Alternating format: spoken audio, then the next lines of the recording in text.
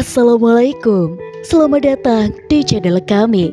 Dalam video kali ini, kita akan menyimak kisah luar biasa dari Nabi Ibrahim alaihissalam, bapak para nabi yang penuh dengan ujian dan keajaiban iman. Yuk kita simak perjalanan hidup beliau.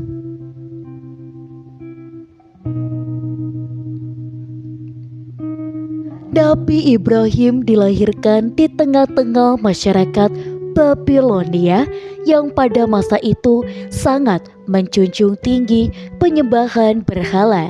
Hampir seluruh masyarakat di sekitarnya menyembah patung-patung yang dianggap sebagai dewa-dewa. Ayahnya sendiri, Azar, adalah seorang pembuat berhala yang begitu terkenal. Sejak kecil Ibrahim sudah menunjukkan keinginan tahuan yang begitu tinggi terhadap alam semesta. Ia sering mengamati bintang-bintang di langit malam dan bertanya-tanya tentang siapa yang menciptakan semua keindahan itu. Berbeda dengan teman-temannya yang tanpa ragu-ragu menyembah berhala, Ibrahim kecil merasa ada yang janggal dengan kebiasaan tersebut. Suatu hari, Ibrahim kecil melihat ayahnya yang sedang sibuk membuat patung-patung berhala. Dengan polosnya, ia bertanya kepada ayahnya, "Wahai ayah, kepada siapakah patung-patung ini disembah?" Ayahnya menjawab, "Wahai anakku, patung-patung inilah yang memberi kita rezeki dan melindungi kita." Ibrahim tidak puas dengan jawaban ayahnya. Ia berpikir mustahil pada benda mati bisa memberikan rezeki dan melindungi. Pasti ada zat yang maha kuasa yang menciptakan semua ini. Sejak saat itu, ada lagi permintaan dari orang-orang untuk Nabi Ibrahim menyembah berhala ini. Sejak saat itu, Ibrahim pun mencari jawaban atas pertanyaan-pertanyaan yang ada di dalam benaknya. Ketika Ibrahim semakin dewasa, keyakinan akan keesaan Tuhan semakin kuat. Dalam hatinya, ia tidak dapat menerima ajaran sesat yang dianut oleh masyarakatnya. Dengan keberanian yang luar biasa, Ibrahim memutuskan untuk menghancurkan semua berhala yang ada di kuil. Suatu hari ketika semua orang pergi merayakan festival, Ibrahim masuk ke kuil dan mengambil kapak. Satu persatu berhala dihancurkan olehnya, kecuali satu berhala yang paling besar. Kapak yang digunakan untuk menghancurkan berhala-berhala lainnya kemudian diletakkan di tangan berhala yang paling besar itu. Ketika kaum Ibrahim kembali, mereka terkejut melihat berhala-berhala mereka hancur. Mereka pun bertanya kepada Ibrahim, dan Ibrahim pun menjawab dengan bijak, "Tanyakan saja kepada berhala yang besar itu jika dia bisa berbicara." Dengan ini, Ibrahim mencoba membuka mata mereka, namun mereka tetap tidak bisa diajak kompromi dan mereka tetap keras kepala. Peristiwa ini pun membuat Raja Namrud dan pemimpin yang sombong dan zolim marah besar. Ia pun memerintahkan agar Ibrahim dibakar hidup-hidup dalam api yang begitu besar. Namun Allah tentunya akan berkehendak lain. Dan di sini Ibrahim pun tetap teguh pada pendiriannya. Ia menjelaskan bahwa hanya Tuhan yang Maha Kuasa yang patut untuk disembah. Ia juga menantang mereka untuk bertanya kepada berhala-berhala tersebut siapa yang telah menghancurkannya. Tentu saja tidak ada satupun berhala yang dapat menjawab pertanyaan dari Ibrahim. Sebagai hukuman atas perbuatannya, Raja Namrud memerintahkan agar Nabi Ibrahim dibakar hidup-hidup. Sebuah api unggun yang sangat besar disiapkan, kayu bakar dikumpulkan dalam jumlah yang sangat besar, dan api pun dinyalakan hingga membara. Nabi Ibrahim kemudian diikat dan dilemparkan ke dalam api yang berkobar-kobar itu. Raja Namrud pun beserta pengikutnya menyaksikan dengan penuh kegembiraan, berharap melihat Nabi Ibrahim menderita kesakitan. Namun yang terjadi justru di luar dugaan mereka. Api yang sangat panas itu tiba-tiba menjadi dingin dan berubah menjadi tempat yang nyaman bagi Nabi Ibrahim. Allah Subhanahu wa Ta'ala melindungi Nabi Ibrahim dari api yang menyala. Api yang seharusnya membakar justru menjadi tempat yang aman dan sejuk baginya. Dan tentunya kisah yang satu ini sangat menginspirasi banyak orang dan menjadi kisah yang begitu dahsyat di kaum Nabi Ibrahim.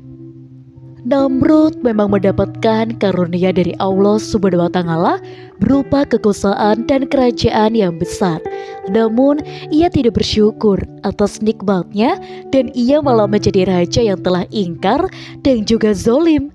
Namrud telah menjadikan setan sebagai pemimpin dan juga pelindungnya, sampai-sampai ia tidak berminat untuk menyembah Allah, dan ia malah menentang Nabi Ibrahim lantaran diajak untuk beriman kepada Allah Subhanahu wa Ta'ala. Siapakah Tuhanmu yang kamu serukan agar kami beriman kepadanya? Tanya Namrud.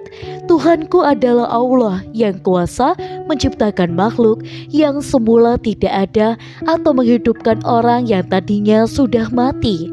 Jawab Nabi Ibrahim. Kalau begitu, aku pun dapat pula menghidupkan dan juga mematikan, kata Namrud. Namun pernyataan Namrud adalah membiarkan hidup atau tidak membunuh seseorang yang seharusnya dibunuh, dan dia sanggup untuk mematikan seseorang, yaitu dengan membunuhnya. Sedangkan yang dimaksud Nabi Ibrahim ialah bahwa Allah Subhanahu wa Ta'ala menciptakan makhluk yang hidup yang tadinya belum ada, yaitu dengan menciptakan tulang-tulang, daging, dan darah, lalu meniupkan roh ke dalamnya atau dari makhluk yang telah mati. Kemudian Allah Subhanahu wa Ta'ala mengembalikannya menjadi hidup dari hari kebangkitan kelak. Allah Subhanahu wa Ta'ala kuasa pula mematikan makhluk yang hidup tidak dengan membunuhnya seperti yang dilakukan oleh Raja Namrud, melainkan dengan mengeluarkan roh makhluk tersebut dengan datangnya ajal atau dengan terjadinya hari kiamat kelak. Nabi Ibrahim pun tidak mengindahkan pernyataan Namrud tersebut. Ia berkata, Tuhanku Allah kuasa menerbitkan matahari dari timur dan olehmu matahari dari barat. Mendengar apa yang dikatakan Nabi Ibrahim, Namrud tidak dapat menjawab. Dia bungkam dan juga tidak berkutik. Dari surat Al-Baqarah ayat 258 dapat diambil beberapa perbedaan antara Nabi Ibrahim dan juga Raja Namrud. Nabi Ibrahim sebagai Rasul Allah yang beriman pada taat kepadanya senantiasa memperoleh petunjuk sehingga dia tidak akan kehilangan akal dan dalil dalam perdebatan itu. Bahkan dalilnya yang terakhir tentang bukti kekuasaan Allah dapat membungkam Raja Namrud.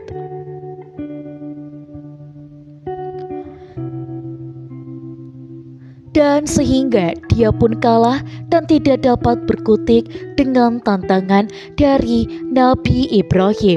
Itulah akibat orang yang mengambil setan sebagai pemimpin dan juga pelindung mereka. Setelah melalui berbagai ujian dan mukjizat, Allah Subhanahu wa Ta'ala memberikan tugas mulia kepada Nabi Ibrahim alaihissalam. Beliau memerintahkan untuk membangun sebuah rumah suci di Mekah yang kemudian disebut sebagai Ka'bah. Allah Subhanahu wa Ta'ala berfirman kepada Nabi Ibrahim, "Bangunlah sebuah rumah untukku." Nabi Ibrahim alaihissalam kemudian mencari tempat yang tepat untuk membangun rumah suci tersebut dengan petunjuk dari Allah Subhanahu wa Ta'ala. Beliau menemukan lokasi yang tepat, yaitu Mekah. Nabi Ibrahim alaihissalam tidak sendirian dalam membangun Ka'bah, namun dia dibantu oleh Ismail. Proses pembangunan Ka'bah tidaklah mudah. Nabi Ibrahim dan Nabi Ismail bekerja keras siang dan malam. Mereka mengangkat batu-batu besar dan menyusunnya dengan sangat rapi.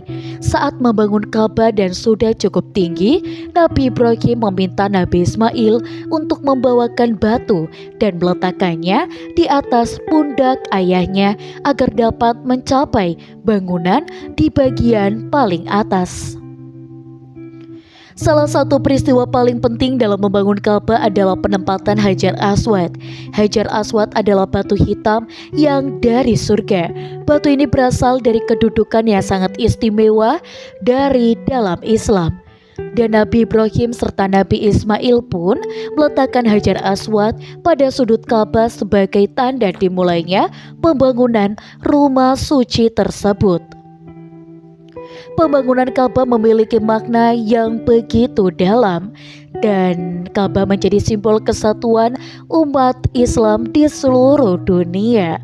Ka'bah juga menjadi tempat berkumpulnya umat Islam untuk melaksanakan ibadah haji dan juga umroh.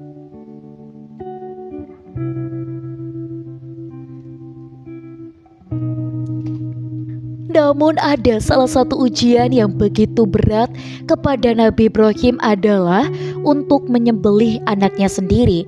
Dalam mimpinya Ibrahim melihat dirinya menyembelih Nabi Ismail dan beliau tahu bahwa itu adalah perintah dari Allah Subhanahu wa Ta'ala. Dengan penuh ketaatan, Nabi Ibrahim menceritakan mimpinya kepada Ismail yang luar biasa. Ismail pun dengan ikhlas menerima perintah Allah. Mereka berdua pun bersiap untuk melaksanakan perintah tersebut. Namun ketika Nabi Ibrahim hendak melaksanakan penyembelihan, Nabi Ismail kemudian digantikan dengan seekor domba.